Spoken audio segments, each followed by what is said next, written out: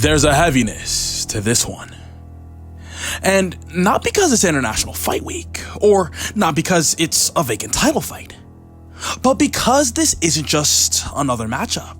It's a crossroads between legacy and destiny.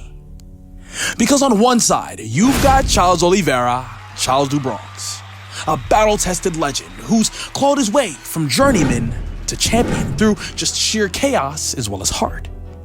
And on the other, we've got Ilia El Matador Topuria, a cold, calculated phenom chasing not just gold, but greatness.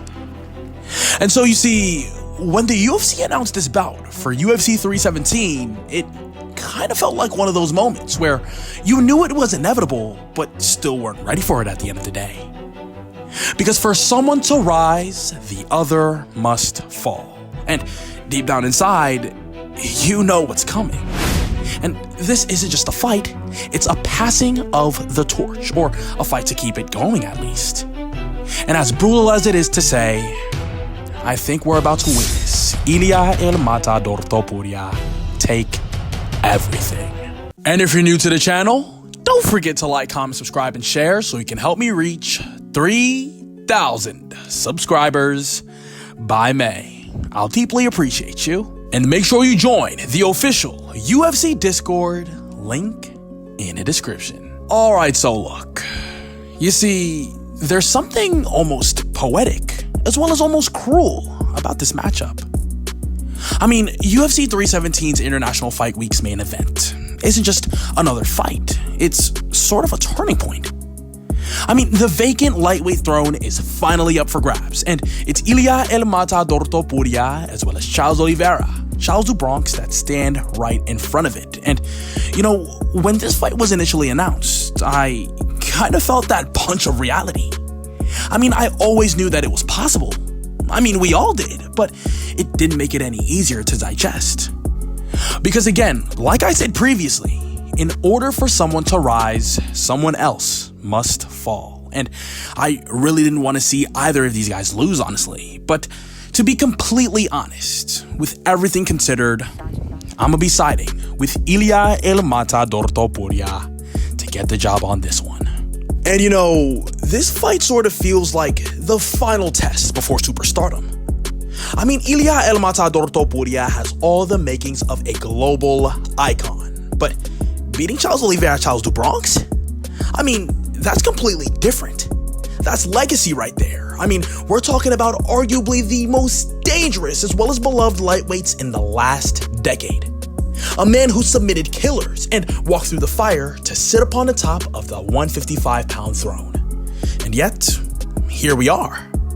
Because as much as this fight is built upon respect, it's also built upon chaos. And I personally believe that Ilia Topuria's got the ability to tame it. But you see, stylistically speaking, I believe that this will be one of the toughest fights in Ilia Topuria's career so far. No debate. I mean, Charles Oliveira brings that unpredictable chaos, the deadly clinch knees, the aggressive Muay Thai, the slick submission game, as well as the pace that utterly breaks his opponents. He's the kind of fighter who finds success in the disorder. The more things spiral, the more he thrives. But Topuria, he's kind of the opposite. I mean, he doesn't chase the chaos, he controls it. He's precise, calculated, as well as dangerous in such a structured way. I mean, I'm talking about the tight combinations, the elite balance, perfect sock selection, and enough power to flatline you in an instant. But with all that being said, let's talk tools. And when talking tools, I believe that Charles Oliveira has the significant edge in terms of diversity. I mean, the kicks, the flurries, clinch work, jiu-jitsu, you name it. The guy's a living Swiss Army knife. But then again, with all things being considered, Charles Oliveira, Charles do Bronx has a real defensive flaw. I mean, he fights with his chin sky high and doesn't move his head off of the center line. And as we've seen time and time again, he's usually vulnerable early, and in almost every single one of Charles Oliveira's fights he's in, he gets clipped clean. And, you know, sometimes he's able to weather it, other times, well, I mean, we've seen how that ends.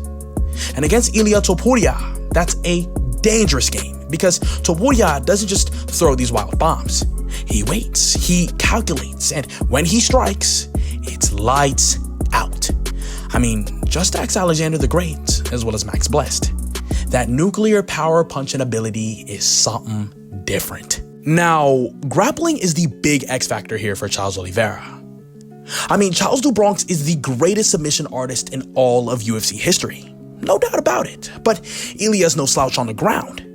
I mean, he's got good takedown defense, strong positional awareness, and perhaps more importantly, he doesn't panic. You see Charles Oliveira, Charles do Bronx's past opponents.